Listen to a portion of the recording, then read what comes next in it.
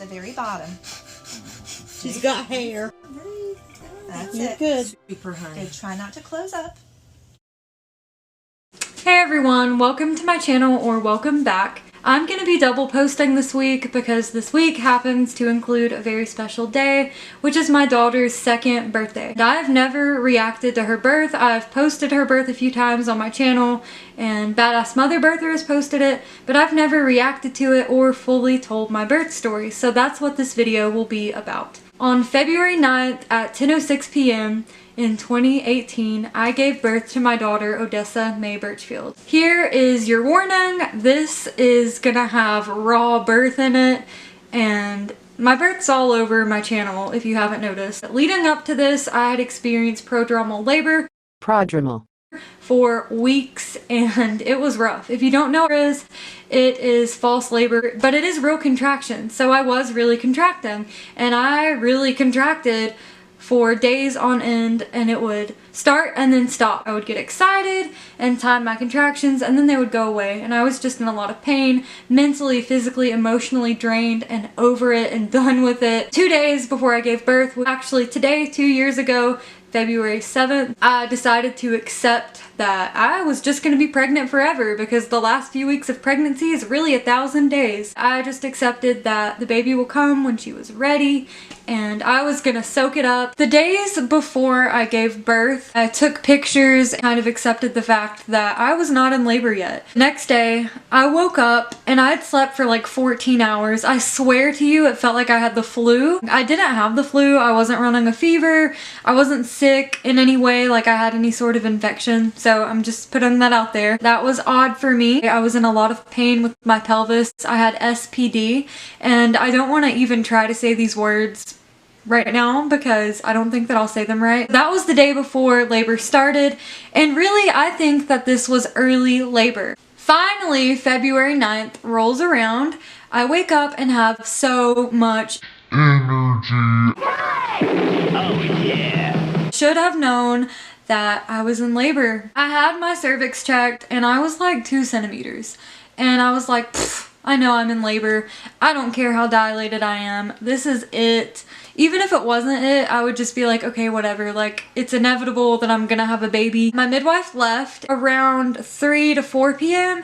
My contractions really picked up. From 1 to 3 p.m., my contractions were like, oh yeah, that's uncomfortable. I could get through it. And I was doing everything that I would normally do. I was cleaning my entire house, resting AF. I just cleaned up until 3 p.m. I was like, ooh, I better rest. Like, I'm getting nervous. This isn't stopping. My contractions are getting closer together. It's becoming a little more intense. I do not want to exhaust myself. I want to rest. So I listen to my body. Don't like do as much stuff as you possibly can if you're in labor and you want to rest. Go with your body. Do what your body's telling you. If you're able to take a nap, do it. If you want to take a bath, take a bath. I'm just saying this is what I did. This is what I was feeling at that moment, and this is what helped me. I decided to finally rest from 3 to 4 p.m. During that time, I was like, yeah, these contractions are 7 minutes apart. So this is probably active labor. At 4 p.m. I was like, I better call my boyfriend to see how late he's gonna be working, let him know. He actually asked me, can I work a little bit later tonight, you know, get some extra hours in before you have the baby? And I was like, no, I don't think that's a good idea. I was like, I think that this is it. And so he came home very excited, and I started dinner. And as I started dinner, I was on my birth ball. I could not get up from my birth ball. There was a point where everything shifted and I was like, ooh, I can't get up. This is the only comfortable place that I can be right now. I need to be on my birth ball. For dinner that night, I made cauliflower patties, brown rice, and I think chickpeas. I thought that cauliflower patties would be a good labor snack. It's easy to pick up and take a bite of, and that's exactly what I did while I was in transition and active labor. I ate my cauliflower patty because I will be damned if anyone was going to tell me that I couldn't eat for over 24 hours again. I was not going to let that happen, just unless, you know, something was really wrong and they would be like, you know, hey, you got to be put to sleep, like stop eating. That's not what was happening. I ate, and I'm proud that I ate that food. Always, of course, listen to your provider and speak with them, but know that you shouldn't have to starve yourself. Hold on. Okay. Dinner was done. I was very concerned about my child eating dinner and being fed. My parents live next door, so I was like, I can't really watch my little one right now. I'm in quite a bit of pain.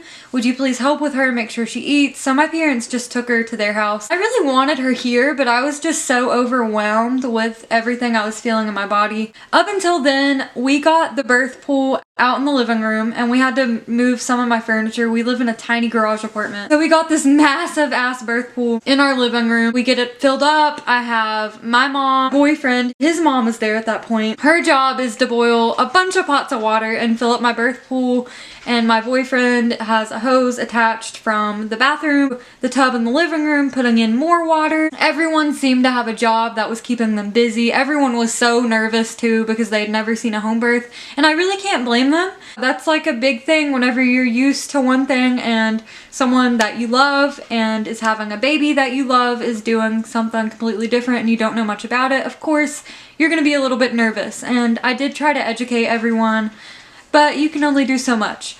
So everybody was nervous and helping and had a job. This is what's funny. Everyone worked so hard on filling that birth pool up that when I got in it, I was like, oh, I cannot be in this. So the birth tub did relax my entire body. It was everything. So like, I understand why people have water births. It was amazing. It relaxed everything. At the same time, I have like indigestion and I was having it really badly those last few days. And it was making my indigestion worse. Like I could feel the gas rolling around and trying to come out in there, and I was like uncomfortable. So I had to get out. I got out of the birth tub. I had a few good contractions in my bedroom that were getting very close together, like 4 minutes apart, 3 minutes apart, close together. And my boyfriend and I call my midwife. She's like 15 minutes away. I'm gonna start watching my birth, and I'm only gonna watch clips from the most intense parts that are actually difficult for me to watch even 2 years later. Oh, honey, get her out, get her out, get her. Breathe, breathe. Hold on to me, breathe. Breathe. Get her. Here, focus. Oh, Lord. Stop. Make it stop. Make it stop. Make it stop. Make it stop. Get the baby out, please. It's gonna stop. Just breathe. It's like a big wave. You need to get up and ride it.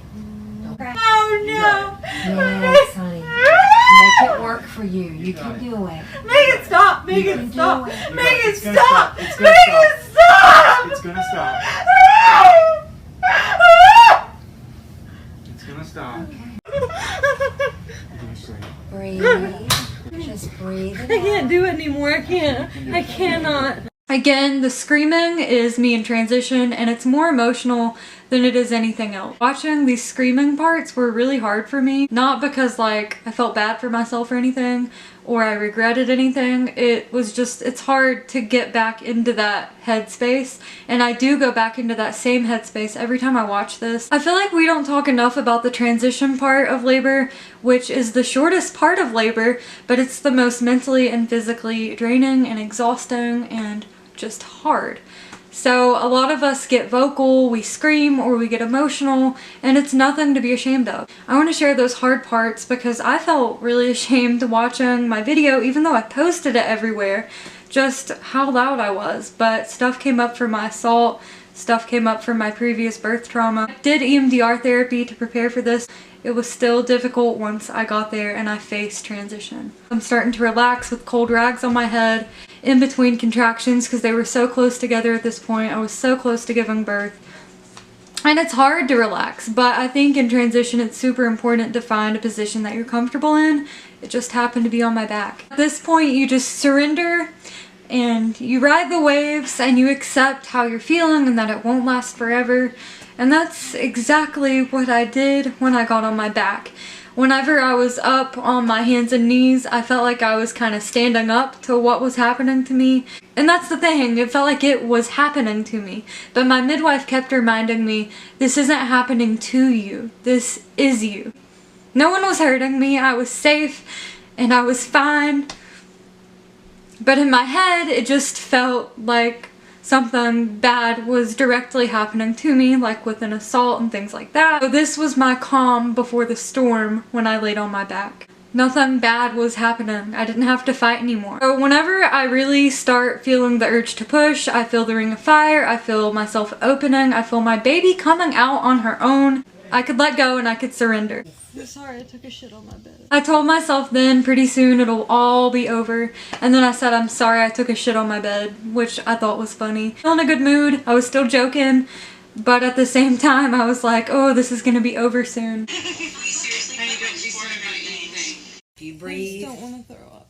I know you don't. You're fine. I don't think you will. If you've watched my other videos, you know that I'm terrified of throwing up. I have emetophobia, and my midwives were so supportive, and like, this is gonna make me cry too, but my midwife says she has a phobia of vomiting. They just reassured me that it would be okay no matter what. It's right inside at the very bottom. She's got hair. Good. Try not to close up. Try not to close up. Let her out. Try and push you and put your pressure right in your butt. Good job, Good Ashley. job. Wow, Ashley. That's it. Come on, sweetie. Keep going. Give it good. There's my baby's head. I reach down and I caught my baby and I say, my baby. Yeah, I was trying to. Here.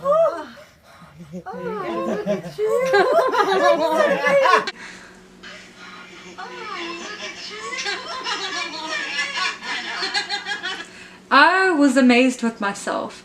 I'm not a very confident person, still not a very confident person, but giving birth to my baby on my bed made me feel like a superhero. For a while after that birth, I felt like I could do anything. I could conquer anything. And I would remind myself when I would get scared. I post this on my child's birthday, so cross your fingers that I'm not an emotional mess like I was last year on her birthday for what felt like absolutely no reason. But thank you for watching, subscribe if you'd like, and I'll see you next time.